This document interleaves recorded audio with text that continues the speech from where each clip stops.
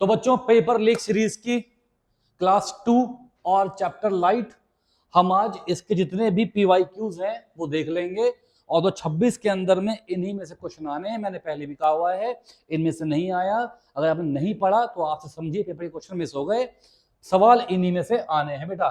तो देखो पहला सवाल देखो पहला, मिरर एक्स, ये सीबीएसई के सारे पीवाईक्यूज हैं बेटा, तो बिल्कुल ध्यान से सुनना है। ये क्वेश्चन आएंगे नहीं आएंगे डाउट नहीं, क्योंकि आ चुके हैं। देखो, mirror X is use to concentrate sunlight in solar furnace. यार तुम जानते हो बेटा, तुमने पढ़ा है कि अगर कोई कॉनकेव मिरर होता है तो कॉनकेव मिरर सारी की सारी रेज को कन्वर्ज कर देता है बेटा एक ही पॉइंट पे। अगर वो एक ही पॉइंट पे कन्वर्ज कर देता है बेटा, ये पॉइंट क्या था? फोकस। तो बच्चे हम जानते हैं जो कॉनकेव मिरर है बेटा वो कन्वर्जिंग मिरर है। कैसा है बेटा? कॉनकेव मिरर आपके लिए एक कन्वर्जिंग मिरर है। ठीक है बेटा, बहुत बढ़िया। कॉनकेव मिरर कन्वर्जिंग मिरर है, तो हमने कॉनकेव मिरर के बहुत सारे केस देखे थे। तो अगर हम जानते हैं कन्वर्जिंग मिरर है तो कॉनकेव मिरर ही ऐसा मिरर है जो रियल एंड इन्वर्टेड इमेज बना सकता है। ठीक, चलिए अगली बात, एक और मिरर है, mirror Y is fitted on the side of the vehicle to see the traffic behind the driver।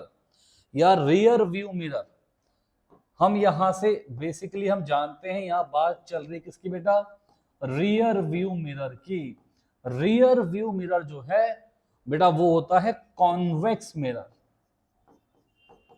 Convex mirror हमेशा छोटी इमेज देता है और वर्चुअल एंड इरेक्ट इमेज देता है। हमेशा छोटी इमेज देता है and virtual and erect image देता है। तो यहां पे अब हमको देखना है हमारा आंसर क्या होगा। The image formed by mirror X is real. हाँ भाई, हो सकता है। डिम्निस्ड एट इट्स फोकस, बिल्कुल सही। देखो ना, फोकस पे कन्वर्ज हो रहा है, रेज मिल रही हैं, तो इमेज कैसी है बेटा? रियल है और डिम्निस्ड है। इमेज कैसी है बच्चे? Real and diminished. तो मुझे तो ये पॉइंट बिल्कुल सही लग रहा है। The image formed by mirror Y is virtual, diminished and erect. आगे पढ़ते हैं। The image formed by mirror X is virtual, diminished and erect. The image formed by mirror Y is real, diminished. देखो भैया बिल्कुल गलत हो गया, convex mirror कभी भी रियल इमेज फॉर्म करता ही नहीं है। कॉन्वेक्स मिरर कभी भी रियल इमेज फॉर्म करता ही नहीं है, ये तो टोटली गलत हो गई बात। ठीक है। The image formed by mirror X is, भाई मिरर एक्स एक कॉनकेव मिरर है। कॉनकेव मिरर रियल इमेज भी बनाता है और वर्चुअल इमेज भी बनाता है। वहां पे पोजीशन का मेंशन होना बहुत जरूरी है। तो हमें जो पोजीशन मेंशन है वो सिर्फ और सिर्फ फर्स्ट ऑप्शन में है, तो वो सही है। And the image formed by mirror Y is virtual, ये भी सही है। तो बेटा इसका मतलब फर्स्ट एंड सेकंड सही है, तो ऑप्शन ए हमारा करेक्ट आंसर है। ठीक है बच्चों, समझे? चलिए नेक्स्ट देखिए।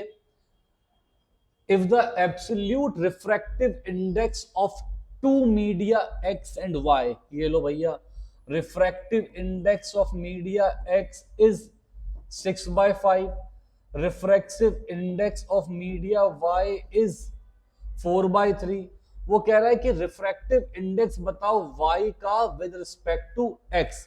तो भैया इसका मतलब रिफ्रैक्टिव इंडेक्स ऑफ y ऊपर आएगा divide by refractive index of x आएगा।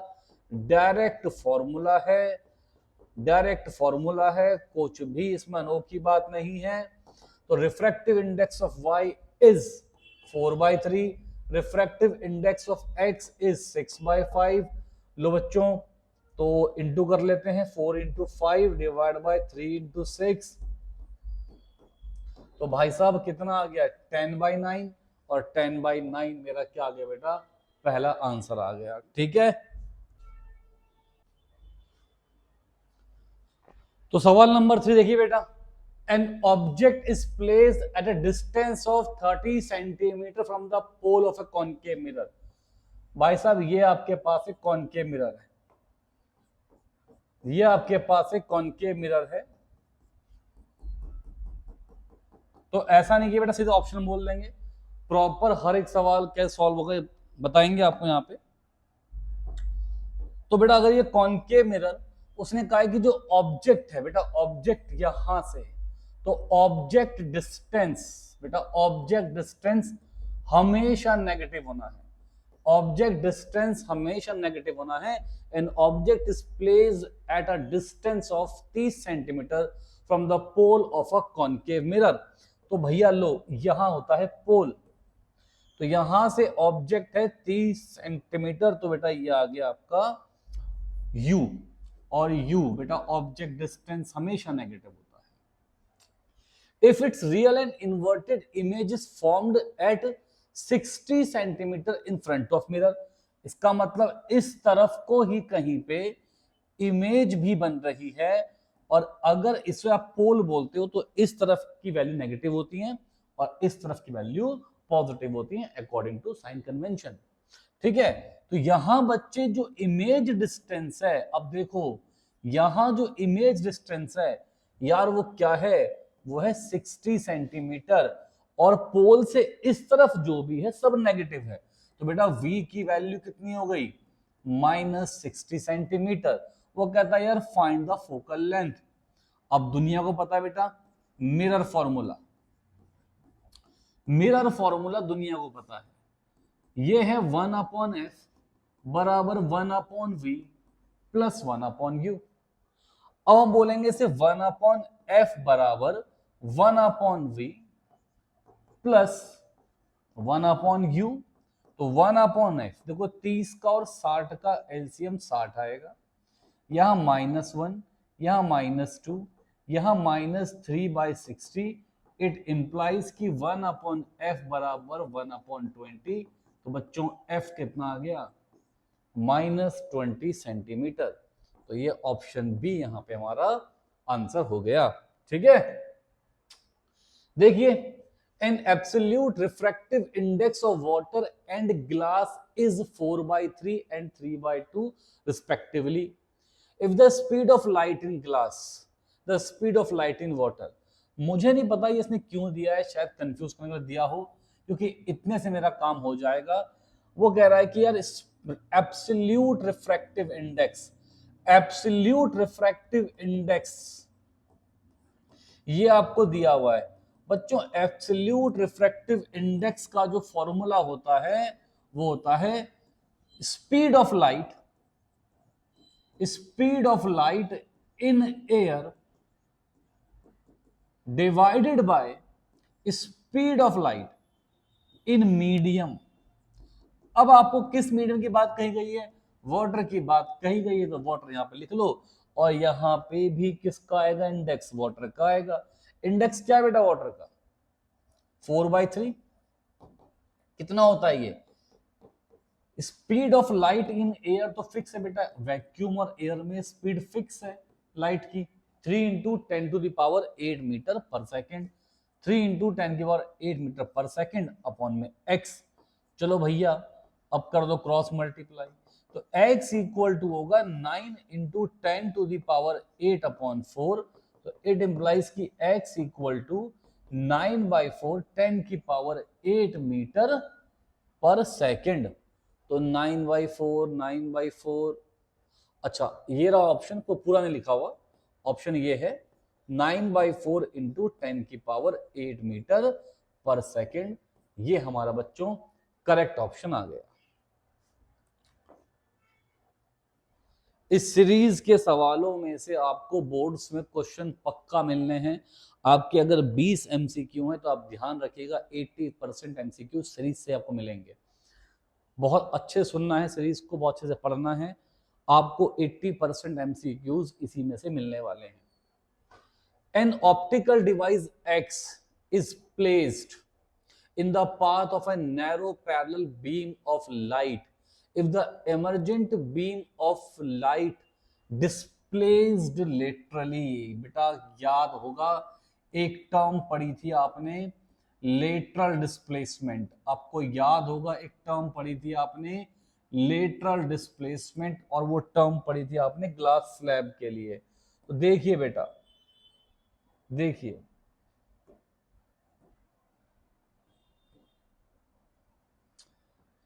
तो कर देते हैं एक्सप्लेन कहानी पूरी, कोई दिक्कत तो है ही नहीं।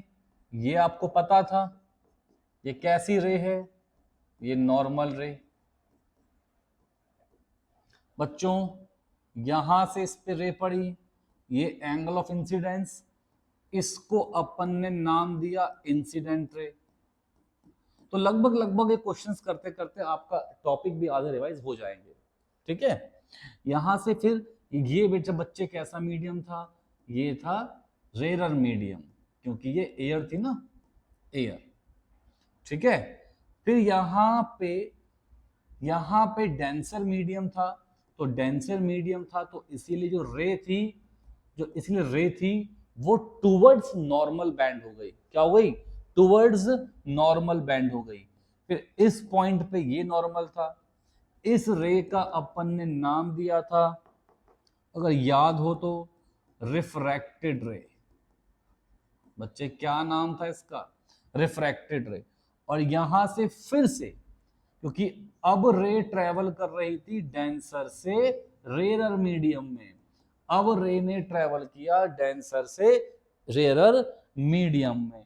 तो तुम देख सकते हो कि एक रे ऐसे आ रही थी और एक रे ये रही। ये जो रे फाइनल निकल के आई थी, इसका हम नाम बोलते थे एमर्जेंट रे, अगर तुम्हें याद हो। और ये रे पैरेलल थी, तो इनके बीच में जो डिस्टेंस था उसको आपने नाम दिया था लेटरल डिस्प्लेसमेंट। बेटा क्या नाम था इसका? Lateral displacement. तो ये जिस इंस्ट्रूमेंट में अपन ने किया था, इसका नाम था ग्लास स्लैब, ठीक है। तो सिर्फ हमने देखो देखो, हमने सिर्फ आंसर नहीं बोला, पूरा टॉपिक कर दिया एक्सप्लेन। तो इस बहाने से इन क्वेश्चन से चैप्टर को पूरा रिवाइज हो जाना है। तो बेटा कहां आ गया? ग्लास स्लैब पे आ गया, ठीक है। देखिए next, at what distance from a convex lens should an image be placed to get an image of the same size of the object on a screen? यार बिल्कुल लेंस के सारे केसेस जिसको भी याद होंगे, जिस बच्चे को लेंस के सारे केस याद होंगे, ये सवाल उनके लिए बहुत ही मक्खन सवाल है। आपको याद होगा यहां पे कट हुआ, इसका नाम क्या होता है? Optical centre. यहां पे एफ और यहां पे वो कितना बच्चों? 2F। 2F पे आपने रखा ऑब्जेक्ट को, कन्वर्जेंट हुआ, ऑप्टिकल सेंटर से बिना किसी डेविएशन के चला गया। तो यहां जहां इमेज बन रही है बेटा, ये भी क्या है? 2F। तो वो कहता है, और यहाँ पे जो इमेज बनती है वो बनती है सेम साइज की। क्या बनती है बच्चे? सेम साइज की इमेज। तो किसी भी कॉन्वेक्स लेंस पे अगर आपने 2F पे ऑब्जेक्ट को रखा हुआ है तो उसकी इमेज बनती है सेम साइज की। तो चलिए चलिए देखते हैं, ऑप्शन देखते हैं। At twice the focal length of the lens, twice the focal length of the lens, 2F position आ गई बेटा। तो ये हमारा क्या है? ये हमारा आंसर हो गया, ठीक है। रे डायग्राम जरूर पढ़ लेना, कॉनकेव मिरर का एंड कॉन्वेक्स लेंस का, बहुत पूछते हैं बेटा, बहुत। मतलब उससे एक सवाल एक नंबर का आना ही है। हालांकि जो हमारी सीरीज आएगी सब्जेक्टिव क्वेश्चंस की, वहां पे मैं वो डिस्कस करूंगा आपसे एक बार, पर अभी हम बात कर रहे हैं ऑब्जेक्टिव की, तो जितना जरूरी है उतना हम बता रहे हैं आपको। The phenomena of light involve in the formation of a rainbow. अरे भैया, हालांकि ये सवाल जो है ये ह्यूमन आई टॉपिक का है, हालांकि ये सवाल जो है वो ह्यूमन आई टॉपिक का है, पर तब भी चलो हम इस पे थोड़ी सी बात कर लेते हैं, कोई दिक्कत नहीं। बात ये थी कि पहले रे एंटर करेगी किसके अंदर, रेन ड्रॉप्स के अंदर। बहुत सारी रेन ड्रॉप्स मिलके एज अ प्रिज्म काम करती है ना बच्चे। तो जब इसके अंदर काम करेगी तो पहला काम होगा रिफ्रैक्शन का, क्योंकि मीडियम चेंज हुआ। उसके बाद काम होता है डिस्पर्शन का। मतलब डिस्पर्शन क्या होता है बेटा, लाइट का टूटना 7 बैंड ऑफ कलर्स में, है ना। और उसके बाद इस रेन ड्रॉप के अंदर ही होता है क्या, टोटल इंटरनल रिफ्लेक्शन। हालांकि हम ये सब कुछ मैंने पहले कह दिया, सब्जेक्टिव जब क्वेश्चंस आएंगे तो वहां पे से कैसे लिखना है बताऊंगा, अभी तो ऑब्जेक्टिव है तो आप देख लीजिए। पहले रिफ्रैक्शन हुआ, फिर डिस्पर्शन हुआ, और बाद में क्या हुआ बेटा, टोटल इंटरनल रिफ्लेक्शन। ठीक है, समझे।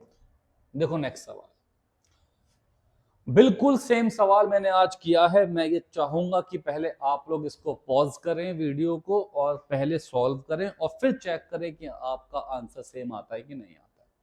ठीक है, चलिए मैं करता हूं। Refractive index of glass and water is, ठीक है इतना दे दिया। Speed of light in water, यार बिल्कुल सेम सवाल आ चुका है और ये सब बच्चे खुद से कर सकते हैं। अभी हमने क्या देखा, रिफ्रैक्टिव इंडेक्स ऑफ, देखिए रिफ्रैक्टिव इंडेक्स ऑफ वाटर देखा है, एब्सोल्यूट दिया हुआ बेटा, तो उसके लिए होगा speed of light in air divide by speed of light in medium. Water का आपको दिया हुआ है कितना, 3/4, कितना 3/4, और हाँ तो कितना हुआ ये 3/4 बराबर 3 इंटू 10 की पावर 8 अपॉन में v। तो इससे गया 3/4 दे रखा है ना, 3/4, 3 into 10 to the power 8। Refractive index of glass water is 2/3 and glass water का है 3/4 respectively. The speed of light in water is, हाँ ठीक है यही आएगा। पर ये ना, ये गलत दे दिया सवाल आपको। किसी का भी रिफ्रैक्टिव इंडेक्स डेसिमल में नहीं आएगा, ये वैल्यू छोटी है भाई। ग्लास का होता है 1.5, इसका होता है 1.33, ये गलत है। रिफ्रैक्टिव इंडेक्स 3/4 का मतलब हुआ, डेसिमल का मतलब हुआ कि जो मीडियम के अंदर जो स्पीड है वो लाइट की स्पीड से ज्यादा हो गई। ये तो पॉसिबल ही नहीं है बेटा, ये तो पॉसिबल ही नहीं। लाइट की स्पीड जो है एयर में मैक्सिमम है कितनी है, 3 इंटू 10 की पावर 8। तो यहां पर हम क्या काम करेंगे, हम यहाँ काम करेंगे 4/3 है बेटा, कितना है ये 4/3, फिर 3 इंटू 10 की पावर 8 अपॉन एक्स। अभी मैंने सॉल्व किया था, कितना 9/4, यहाँ पे ऑप्शन भी उल्टा लिखा हुआ है 9/4 आएगा। ऐसा सवाल मैं कर चुका हूं तो कोई दिक्कत की बात नहीं है। ठीक है, आ जाइए अगले सवाल पे। How will the image formed bye a convex lens be affected if the upper half of the lens is, देखो भैया हमने इस लेंस के अपर हाफ को रैप्ड कर दिया ब्लैक पेपर से।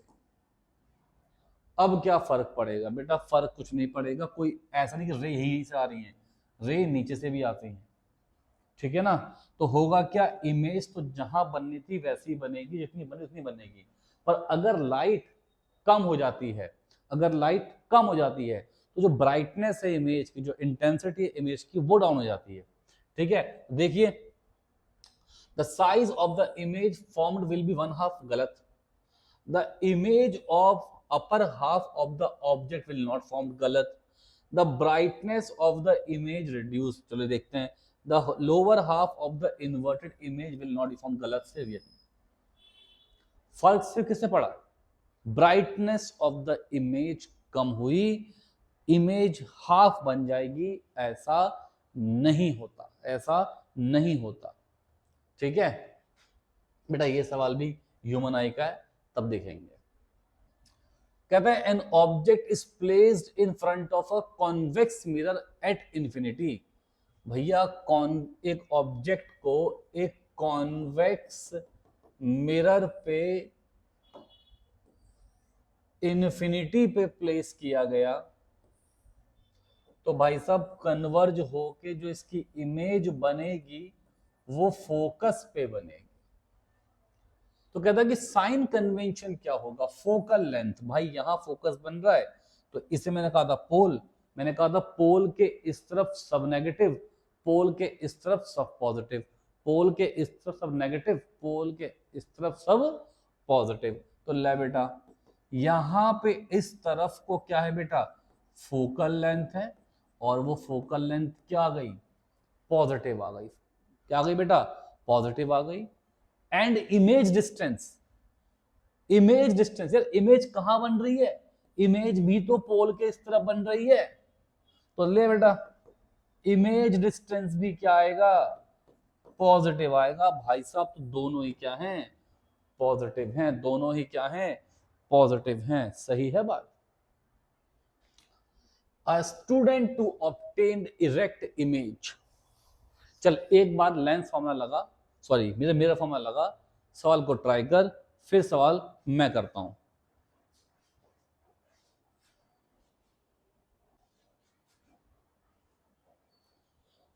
तो सबने ट्राई किया बच्चों। A student to obtain an erect image। चलिए देखिए एक कॉनकेव मिरर है। कैसा है मिरर बेटा, कॉनकेव मिरर है, और ये हो गया इसका पोल,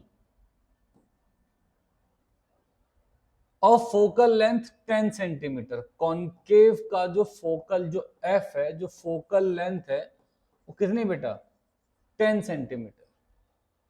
What will be the image distance from the mirror?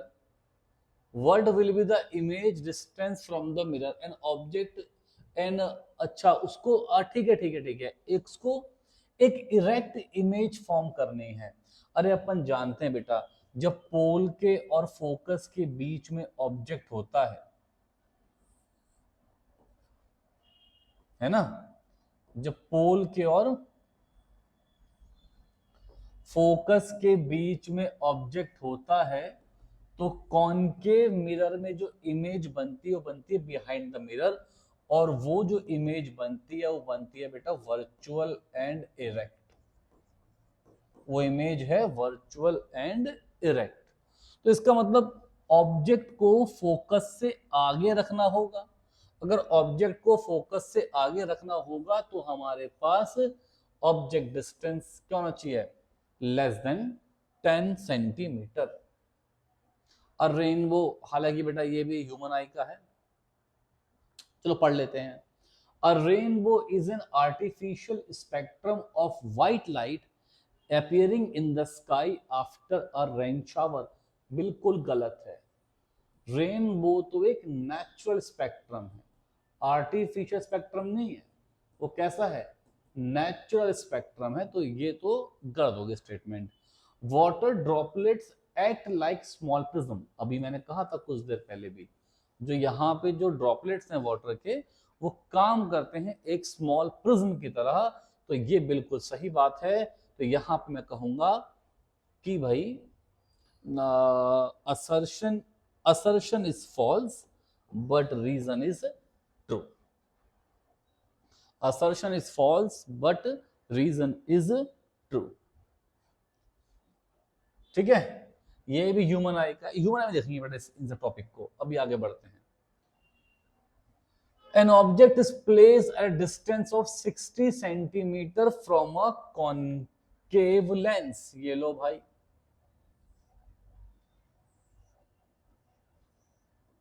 Concave lens.